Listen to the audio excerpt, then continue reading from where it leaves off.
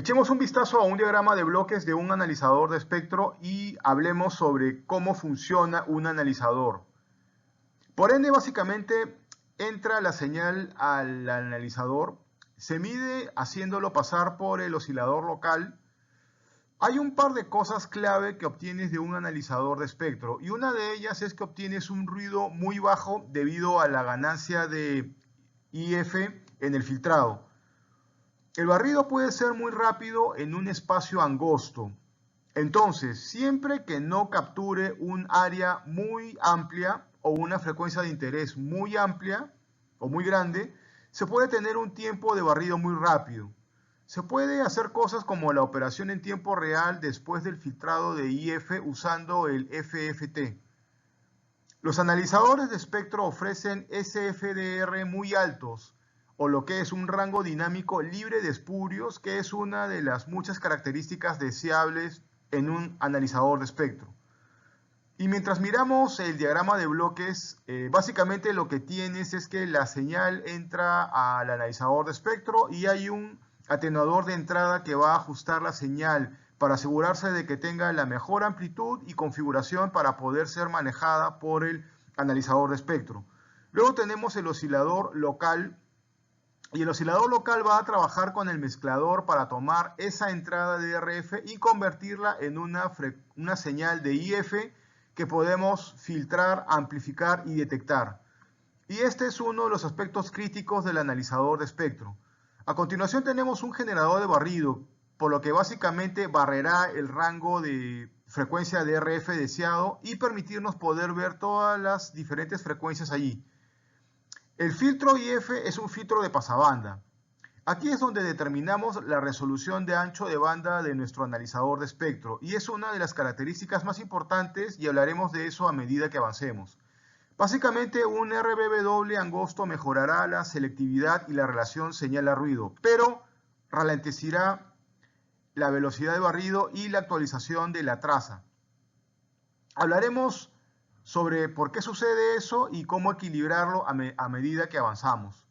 El siguiente paso es un detector, por lo que se procesará la señal de IF usando diferentes modos para mostrar la amplitud. También hay un filtro de banda de video o filtro de video. Hablaremos de eso también. Todo eso se usa para mostrar la señal en la pantalla del analizador de espectro.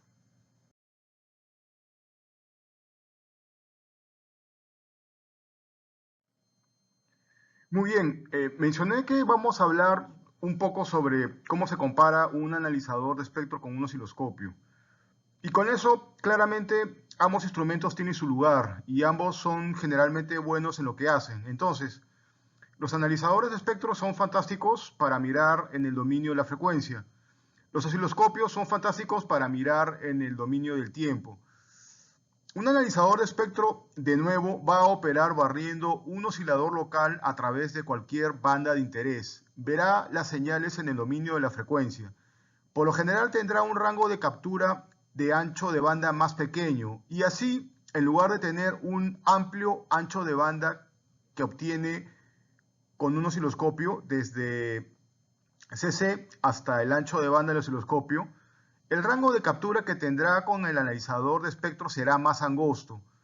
El analizador de espectro tendrá un rango dinámico mucho mejor y por lo general nuevamente estará más interesado en el ancho de banda y el nivel de la señal. Aplicaciones típicas, podemos estar hablando, ¿no?, de medir la señal versus la frecuencia, hacer pruebas de cumplimiento y ese tipo de cosas. Aislamiento de interferencias también.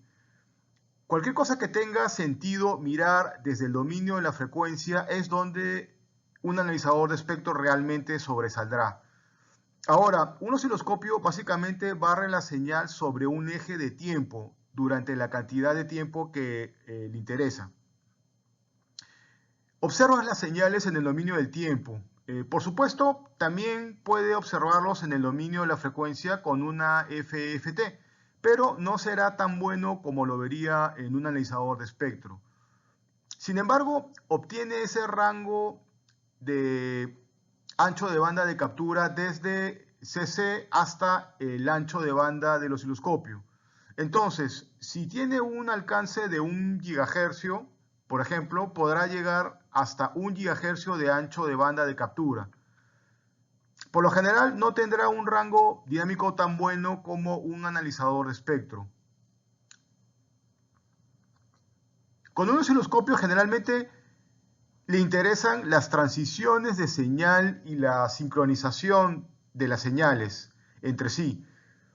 También obtienes múltiples entradas en un osciloscopio, mientras que la mayoría de los analizadores de espectro poseen una sola entrada. El osciloscopio, la aplicación típica, medirá la señal en función del tiempo. Algunas de las aplicaciones avanzadas que se pueden realizar son, por ejemplo, el cumplimiento eléctrico. Entonces, si está realizando pruebas de cumplimiento de señales seriales de alta velocidad, ese tipo de cosas, análisis de transitorios, caracterización eléctrica, decodificación de señales digitales, decodificación en un bus I2C o algo por el estilo. Esta es una descripción general rápida de los osciloscopios versus los analizadores de espectro.